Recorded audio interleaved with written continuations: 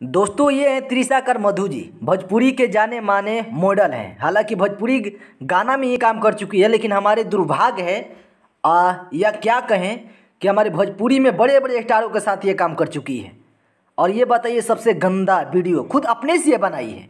इसके सबूत में आप सबके इसका रहन देखने के बाद ही पता चल गया होगा। त्रिशाकर मधु जी बड़े बड़े स्टारों के साथ गाना करने वाली। पवन सिंह के साथ शुरुआत आई, फिर राकेश मिश्रा, फिर खेसारी लाल यादव जी के साथ और बाकी सब के साथ। ये देख रहे हैं जो फोटो, हालांकि ये वीडियो 22 मिनट का है और ये हर एक लोगों के पास आज की डेट में है। बात मानिए या मत मानिए, पर दुर्भाग्य ये है कि ये खुद देखिए अपने से ये गंदा वीडियो बना रही हैं। और खुद अपने से जब बना रही है तो आखिर वीडियो ये किसने वायरल किया?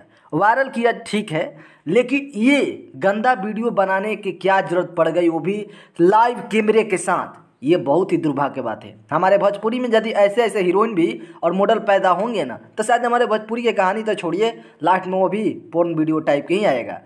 मजबूरी है, बोलना पड़ रहा है। इसका आपको कई साधना मैं बता देता हूँ।